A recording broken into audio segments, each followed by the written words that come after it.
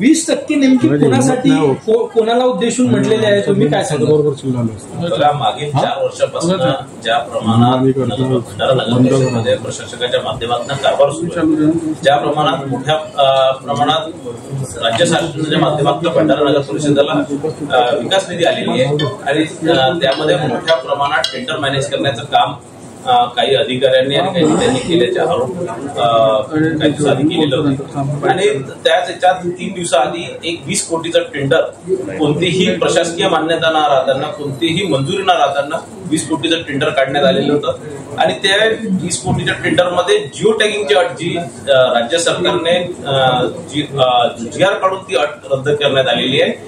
त्या GRला कचरा टोकरीत टाकून ते टेंडर सगळे काढण्यात आलेले त्यात अट टाकण्यात आलेली ते रुईंग करण्याच्या माध्यमातून हे सगळं कारस्थान करण्यात आलं होतं. त्या संदर्भातल्या तक्रार मी पालकमंत्री पंकजी भोयरला केली आणि त्यांनी अर्ध्या तासाच्या आत सगळे हे टेंडर रद्द केले आणि कालच त्यांनी माननीय मुख्यमंत्री साहेबांची भेट घेऊन या सगळ्या संदर्भातली माहिती दिली आणि या संदर्भातली चौकशीची मागणी त्यांनी केलेली आहे. उच्चस्तरीय चौकशीची मागणी केलेली आहे. मुख्यमंत्री कार्यालयातनं कालच कलेक्टरांना निर्देश केले की पुढच्या 7 दिवसाच्या आत या संदर्भातला एक सखोल अहवाल सादर करण्याच्या संदर्भात ते अहवाल आल्यावर आणखीनही याच्या मागील जे मोठे मोठे जे भ्रष्टाचार झाले तेही पुढे बाहेर निघतील. आपण भंडारा गोंदियामध्ये भाजप एकला चलूनची भूमिका घेणार काय नेमकी भूमिका? बघा, ही जी स्थानिक स्वराज्याची निवडणूक आहे ही कार्यकर्त्यांची निवडणूक आहे. प्रत्येक कार्यकर्त्याला प्रतिनिधित्व मिळालं पाहिजे, प्रत्येक कार्यकर्त्याला निवडणूक लढत आली पाहिजे आणि म्हणून कुठेतरी त्याच्या वर्षानुवर्षाची मेहनत कुठेतरी फलस्वरूप त्याचं आलं पाहिजे.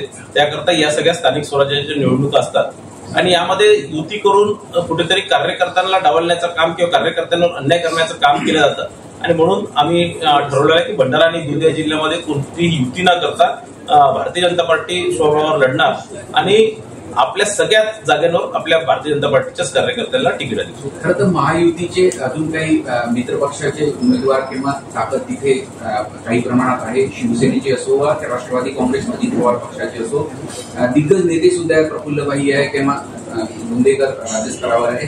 हे सगळं असताना आपण आपली भूमिका स्पष्ट करू? नाही, बघा असं आहे की तेही नेते तुमच्या कार्यकर्त्यांच्या हक्कासाठी लढणार आहेत. त्यांनाही सगळ्याच जागा लढवायच्या आहेत कारण तिथे मोठ्या प्रमाणात भारतीय जनता पार्टीचे कार्यकर्ते आहेत, सोबतच शिवसेना आणि राष्ट्रवादी काँग्रेस पक्षाचे कार्यकर्ते मोठ्या प्रमाणात आहेत आणि सगळ्याच कार्यकर्त्यांना कुठेतरी प्रतिनिधित्व मिळालं पाहिजे, निवडणूक लढता आली पाहिजे.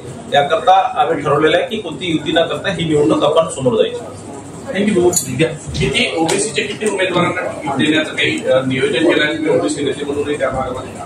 आम्ही किमान 80% ओबीसी उमेदवारांना ओपन मधनं सुद्धा तिकीट देण्याचं आम्ही ओबीसी आरक्षणात ओबीसीच राहतील पण ओपन मधलेही 80% उमेदवार हे ओबीसी प्रवर्गातून येणारे सगळे कार्यकर्ते राहणार आहे. भंडारा आणि गोंदिया जिल्ह्यामध्ये प्रमुख ओबीसी नेते सगळेच भारतीय जनता पार्टीचे कार्यकर्ते आहेत आणि त्या सगळ्यांना न्याय देण्याचं काम यावेळेस आम्ही करणार. थँक्यू.